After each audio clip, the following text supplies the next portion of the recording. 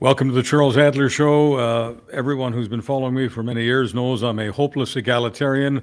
We are all the same. I'm not into we're all equal, but some are more equal than others. But there's always a big fat but.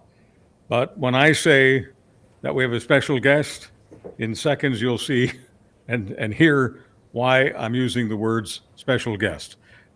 Without further ado, except to say this, I've been given permission, okay, by the guest, my friend, to call her the way I would do off the air and to call her by her first name. Rachel Notley, welcome to the show. Thanks. It's good to be here. How are you?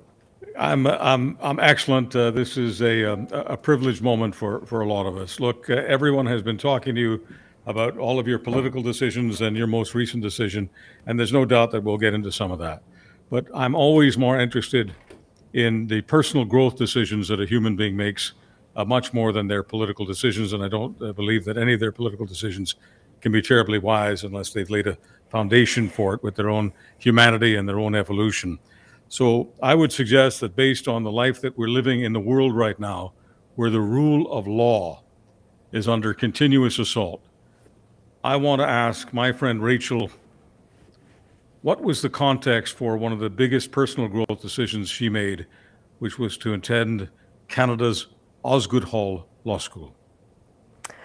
Well, interesting. So, of course, I decided to go to law school, for a couple of reasons. Partially because I wasn't 100% sure what I wanted to do when I graduated with my BA, but also because I had spent some time working in constituency offices as a constituency case manager for New Democrat MLAs in Alberta while I was doing my undergrad. And at that time, one of the constituency offices that I worked in was about 2 blocks away from the old Gainers plant. And you may or may not know about the story of when there was a massive strike at the Gainers plant against Peter Palkington, who at the time was the owner and also the owner of the Oilers. People will know him from that. And we had a lot of those workers coming into our office during the strike. And we also had, the province was in a recession at the time. We had a lot of building trades workers coming into the office as well who were struggling. And a lot of them had problems with workers' compensation. And I'll tell you, if you are particularly a guy who works in the trades or in construction or in labor, and you get injured at work, it's a long and litigious and pretty painful road in terms of navigating the Workers' Compensation Board. And it's a really complex system. So at the time I was, 21, 22, and I didn't know exactly how to help these folks. And I quickly learned that there was so much complexity to the system that I really wanted to know more about it and to be good at helping people. And so Osgood Hall had a poverty law program, and one of the components to it was a workers' rights section where you could learn sort of the administrative elements of a whole range of systems that impacted on the rights of workers. And so even though I was accepted at a bunch of different law schools, I chose to go to Osgood because of the poverty law clinic. So the motivation wasn't egotistical, it was utilitarian. It was very utilitarian. Yeah, it was very utilitarian. And just because otherwise, I still remember the rundown little constituency office in Fort Road in northeast Edmonton. And at that point, the only tool I had was to call people up and yell at them on behalf of the MLA. And, that only worked so far.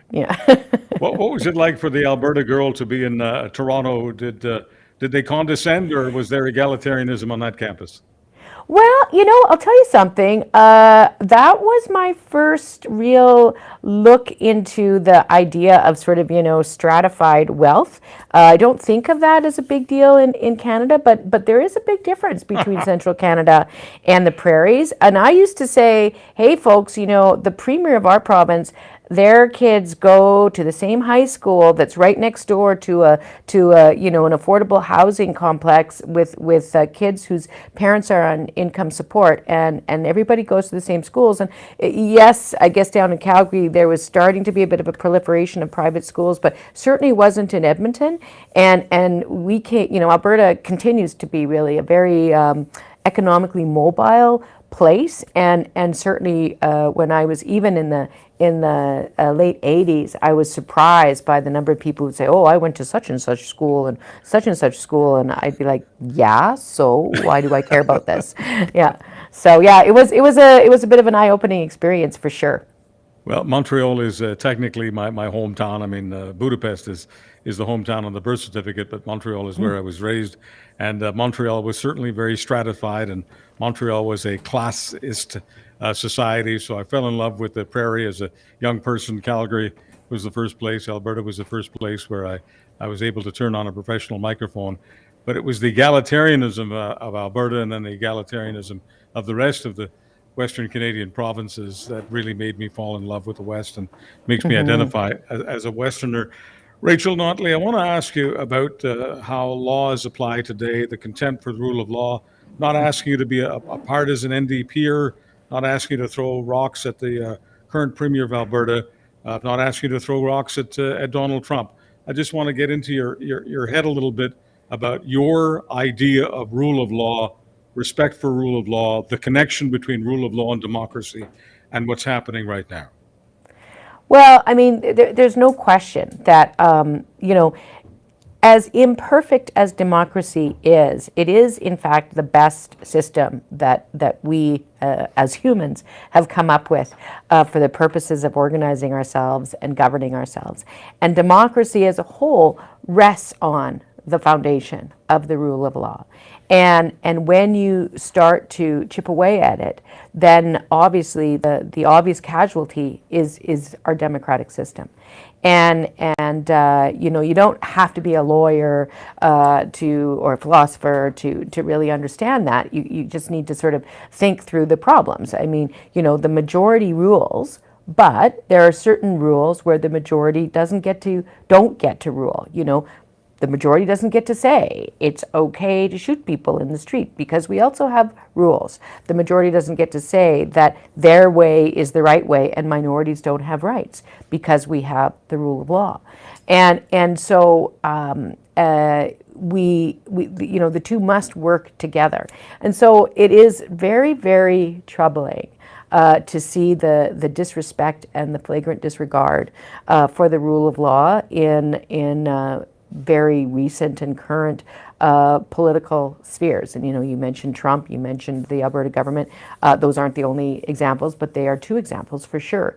And it is concerning. And when you pair that with the growing lack of concern or accountability for telling the truth and tracking what is fact and what is fiction, we are on a bit of a dangerous path right now. And I would urge people, regardless of their political stripe, to think about exercising some restraint and to perhaps reattach themselves to these fundamental foundational principles. How do you speak to this popularist idea, this populist and popularized idea that they all lie? If someone catches a certain politician in a lie, the rejoinder is, well, they all lie. What's the difference? So let's just peg this as both sidesism. What's Rachel Notley's view of both sidesism and whether or not it poses a threat to democracy? Well, again, I think that there's no absolute in this, but the gray area has form and function and its own sets of rules. And the example that I sometimes give to people when I have the privilege of talking for half an hour and yattering on endlessly is, back in the day when I first got elected in the legislature, I remember it was 2008, 2009, somewhere in there, there was a minister, and I won't bother naming him, but there was a minister of the government of the day who had answered some questions in the House by asserting a number of facts. And then there were some documents that were leaked from a cabinet conversation where it was very clear that he had lied to the legislature about what the government was planning based on the documents and the dates and all those things. And so I, as a relatively green and earnest and enthusiastic young legislator, spent days putting together a 10 or 11 page submission on a point of privilege, whereby I made the argument that the privilege of all the members of the Legislative Assembly had been breached because the minister misled the House. And as you know, as a watcher of politics, that in the day-to-day course of things, you're not allowed to tell or accuse somebody of lying in the House, because the argument is that everybody's version of the truth is, I'm not exactly even sure what the argument is, quite frankly, but nonetheless, you're not allowed to say it. But there is a very narrow exception where if you can absolutely show that here is fact A and here is assertion B, and that by misleading intentionally that you've undermined somebody else's ability to do their job, then there is an opportunity. So anyway, did this long submission. And the Speaker of the day, who of course was a member of the Conservative Party, actually was forced to go to his lawyers and respond with a similarly long 10 or 15 page response to why it was that I had not actually made my case that there was a point of privilege. The point is now, fast forward to now, every day people get up and say things that just are not true, and it's so clear on the face of the record. They're saying things that are just, they contradict the government's own website and the government's own documents that are in black and white right in front of them. They just do it casually. And this idea that there would be this very serious, sober conversation about whether something was an intentional effort to lie to the legislature has just gone by the wayside. So I do see that it's changed, and we've become very casual with the truth. And I don't accept the all politicians lie argument, because I believe very strongly that politicians should not lie. And I believe that my whole life. And I also, happened to, I watched my dad as a politician at a very early age, and I believe that some politicians can be very noble and very ethical. And I don't buy the narrative that everybody's awful. And quite frankly, I think that people who do that regularly have a much more nefarious intent, and that is to undermine the strength of democracy. So my father voted Liberal provincially and federally every single time, and one of the safest ridings in Canada for the Liberals, that would be Mount Royal. He voted for Pierre Trudeau. Had he lived long enough to vote for Justin Trudeau, I have no doubt that he would vote for him. But despite the partisanship or seeming partisanship of his votes, his political mind was anything but partisan. And I do remember very, very vividly that there were some politicians in Western Canada that he really admired. There were two of them in Saskatchewan, one being John Diefenbaker, the other Tommy Douglas, and there were two in Alberta. It won't surprise you that one was Peter Lougheed and the other was your late father.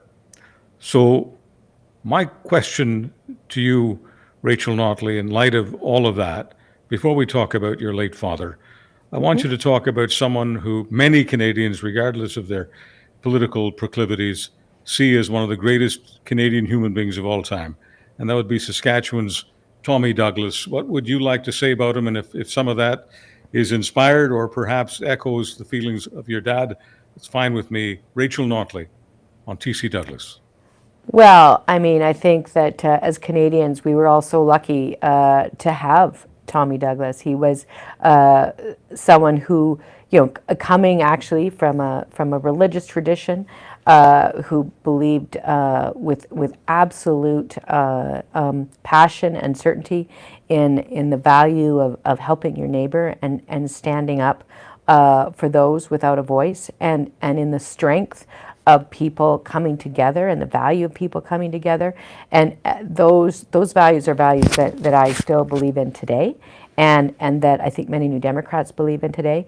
And of course, those are the values that drove him to be so committed to pursuing the introduction of public health care in first in Saskatchewan, then across the country. And so we owe him such a deep debt. And you know, it was interesting. He was just such a tiny little man, really, you know, in terms of stature, but just so incredibly passionate and intelligent and authentic and principled. And so that is the kind of person who I think all politicians, regardless of which political party they identify with, should aspire to be, because that's what public service looks like.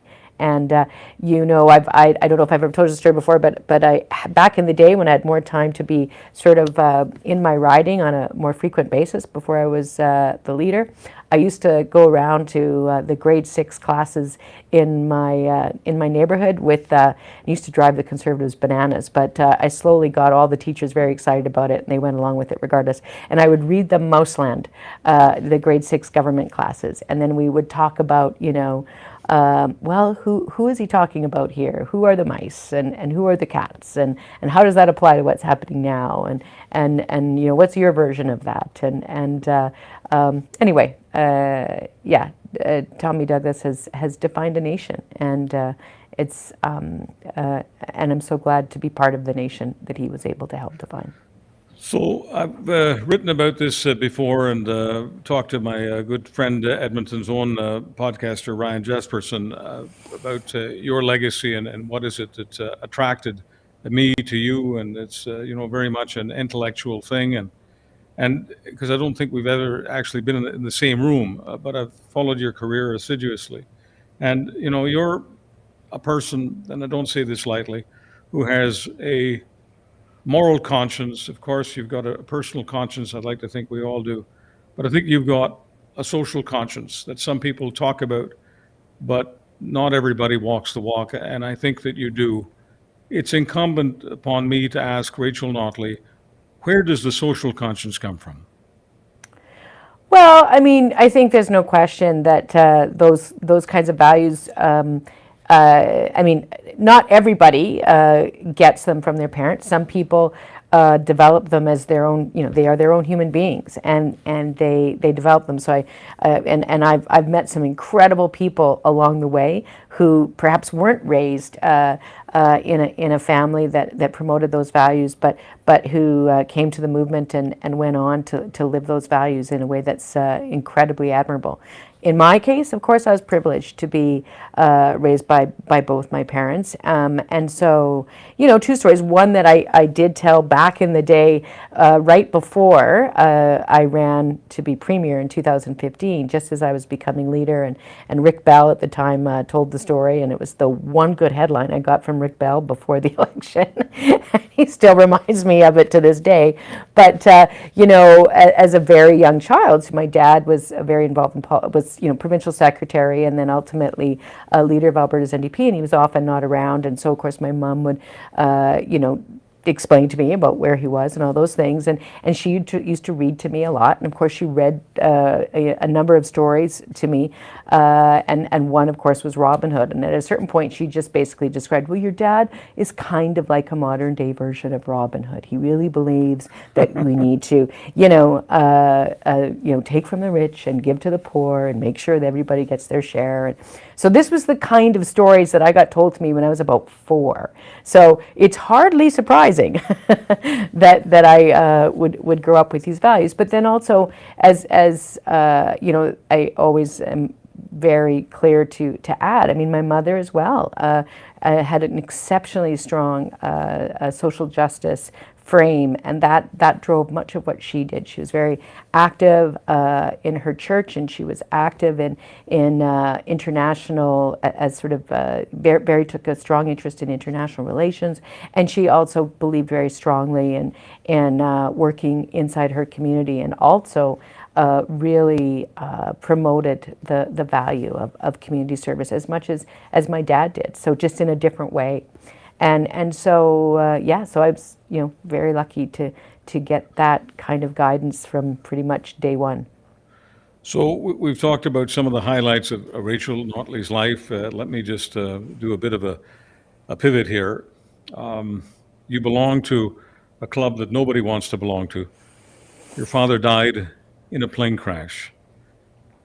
Please reflect. Please reflect. Well, yeah, I mean, what can I say? I mean, that was a surprising and tragic event. I would say, gave me an enhanced sense of the value that people placed on my dad's contribution to the province. I think that not just me, but all of us around him were surprised at the outpouring.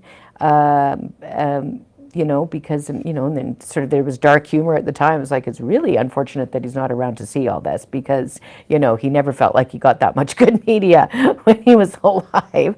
But, it did really imprint for me and those around us how important the work was that he did and how valuable it was to people in the province and across the country. And I think it is also fair to say that had my dad lived, that I may not have gone into politics. The pressure kind of came on me very quickly from people within our, political family to start thinking about going into politics, even though I was only 20 when he died. And so that was, a big thing. And what can I say? It's a formative event in a person's life when they lose a parent at that age. Pardon the use of my bridge. Please reflect. There's nothing that ticks me off more than someone asking someone about a death in the family and then saying, "So how did you feel about that?" I was not going to use that one. Rachel Notley, at the time of your father's untimely demise, did you think that the party that he founded could form government in your lifetime? I think right around that time and probably a couple years afterwards, there was a brief moment where people thought maybe it could happen, because you may recall, it's very interesting.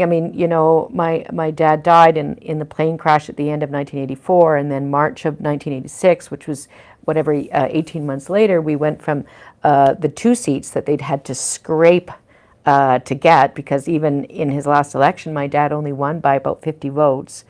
In our riding, and Ray Martin had won by about 50 votes as well. And then in the next election, we won 16 seats, which seemed beyond the greatest possible dreams of so many of us at the time and so many activists. I was, again, pretty young in the party overall. But when that happened, I think there was a period of time when people hoped that the next step was to get into government. And there was a time in the early 90s, about 91, 92, when polling actually showed the NDP, the Liberals, and the PCs all tied at around roughly 30 to 35%. And so there was that hope. And then what ended up happening, of course, was the NDP dropped considerably, and we lost all of our seats in that 1993 election. So there was a brief moment, but then, of course, we refer to from the 93 onwards as sort of being the dark ages of the party, and there was a lot of people who worked very hard to keep the party alive, and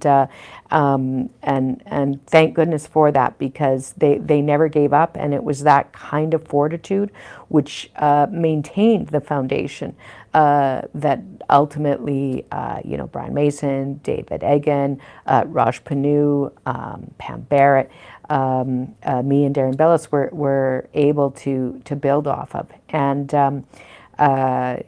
it's that, again, that real commitment to the values and the belief in the importance of ensuring that there is a voice for the underdog, that there is a voice for people who otherwise are not used to being able to command a room and command attention in any kind of conversation. And we believed passionately in the importance of that. And so not just us, but I don't know, 500 to 1,000 Alberta NDP activists just wouldn't let the dream go.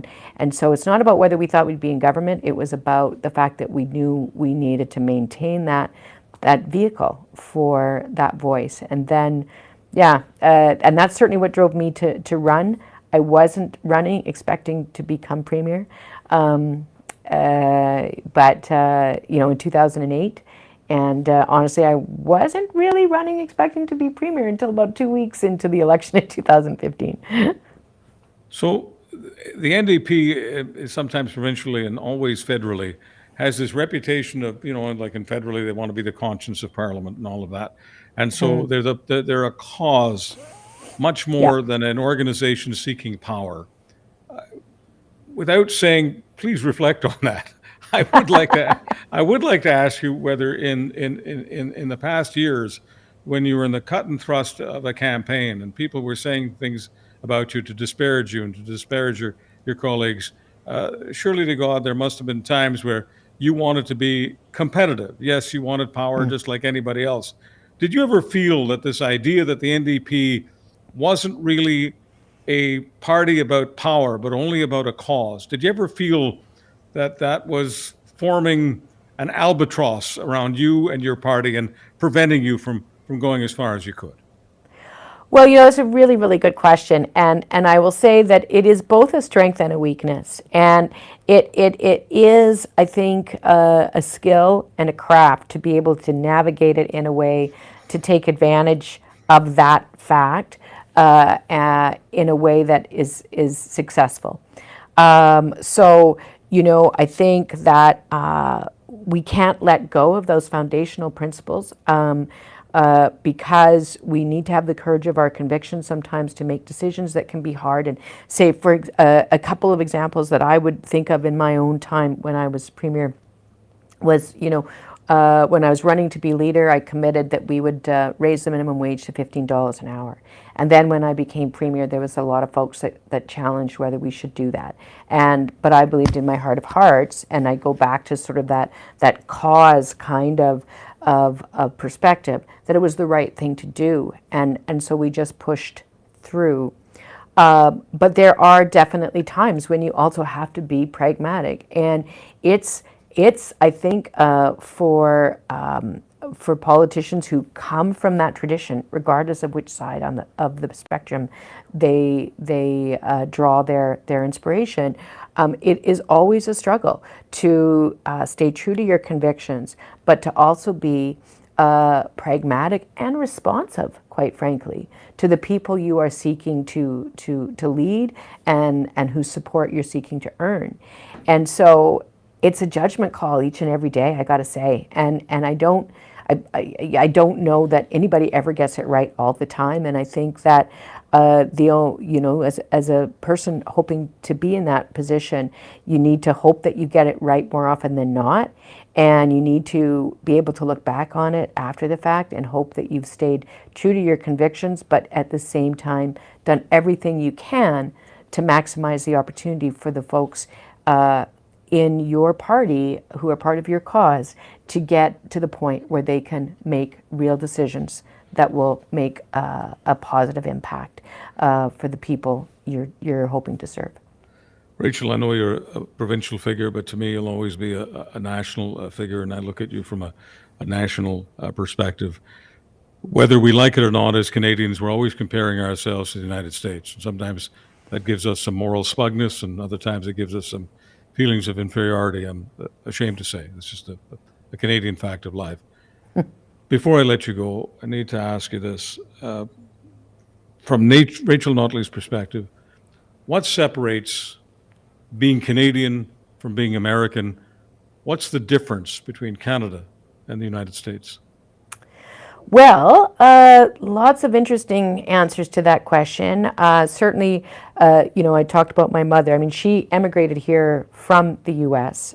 In her early 20s, and she was a social justice activist in the U.S. So she always had some pretty strong opinions and used to talk to me about them quite a bit.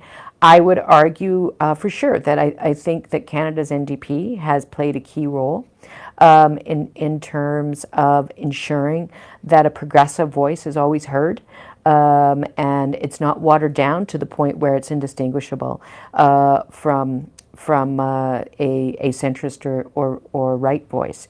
And so I think, and so certainly people have argued over many years that in the absence of Canada's NDP, there would be almost no distinction from a public policy perspective or a governance perspective from the U.S. So that is a thing.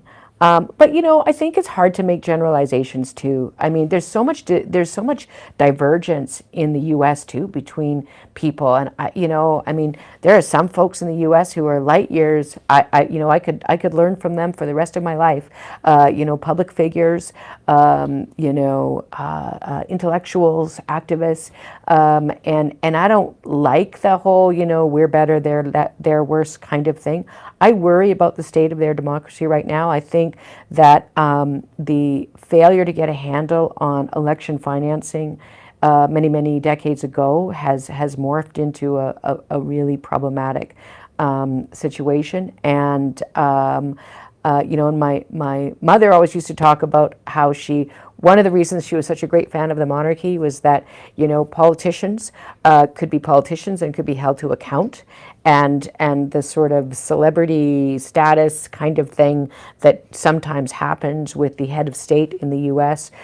Could be, filed under, yes, that's for the monarch. And then meanwhile, we're going to have grown-up conversations with our politicians. Now, I'm not entirely sure that the monarchy has is the only reason why we have slightly more thoughtful conversations between our politicians. But it was an interesting observation at the time.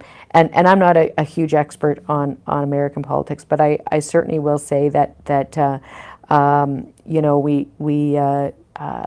hope very much that they're able to have a conversation there where everybody participates fairly, that everybody is given the same access to vote, and that there's a growing reestablishment of a common understanding around certain facts. And I think that applies to the U.S. and frankly to democracies all over the world. Rachel, thank you for the thoughtful conversation, but most important for all of us, thank you for your public service. Well, thank you, and I hope to be able to chat with you more in the future. And thank you for all of your commentary on so many things.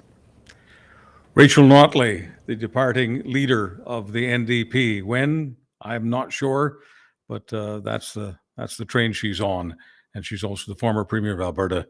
And I will make this prediction for you. You will be hearing lots from Rachel Notley in the coming years nationally. Thank you for joining us. I'm Charles Adler.